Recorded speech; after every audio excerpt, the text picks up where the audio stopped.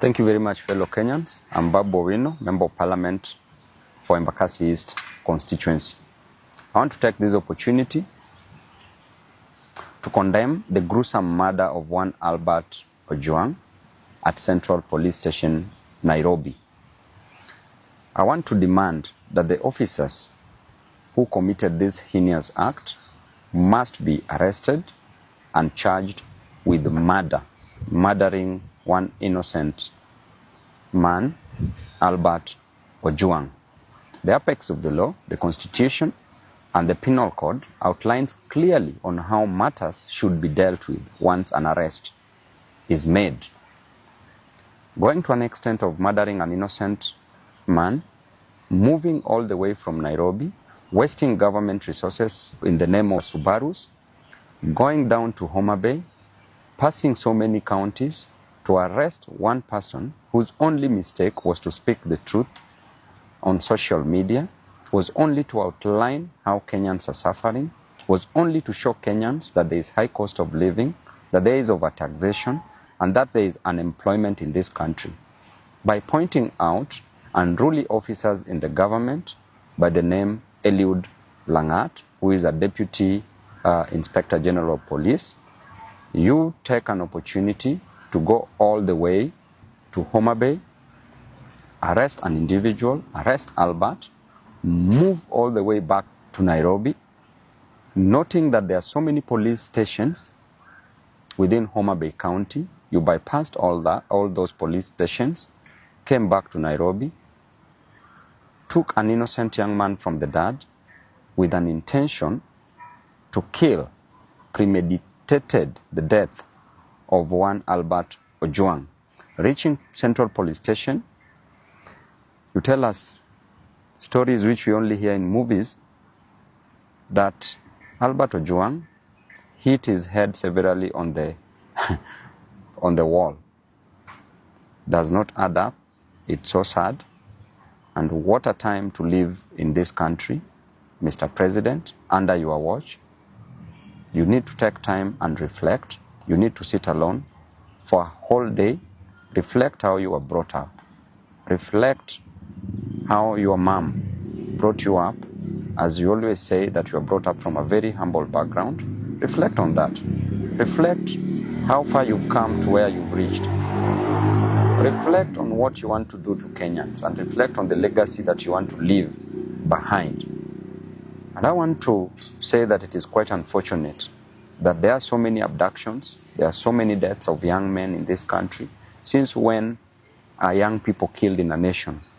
Since when are the Gen Zs killed in different nations? Since when? It is only in Kenya that these things are happening.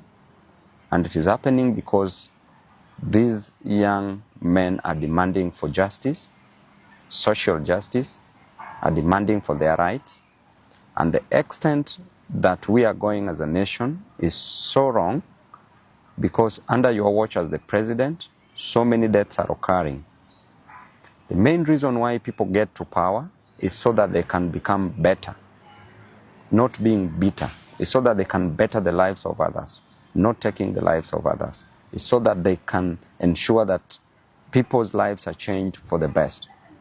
But what are we seeing in return? We are seeing bitterness, we are seeing cruelty, and too much cruelty breeds so much hatred, which is now occurring in this country. I want to inform the government that nobody will fear you. You cannot spread fear to a person who has nothing to lose, a person with no jobs, a person who experiences overtaxation, a person who experiences high cost of living, high cost of education, high cost of health. You cannot make such a person be fearful. And therefore you need to change your strategy because they have nothing to lose but just the chains that are tying them tightly. And I can assure you that within no time there will be serious actions in this nation because people are hurting, people are going through a lot, people are depressed. And this death of Albert Ojwang should not just be a statistic. Kenyans should note and take mental note and take action against any other person who might come for their lives. I want to tell you that Albert's dad went through a lot.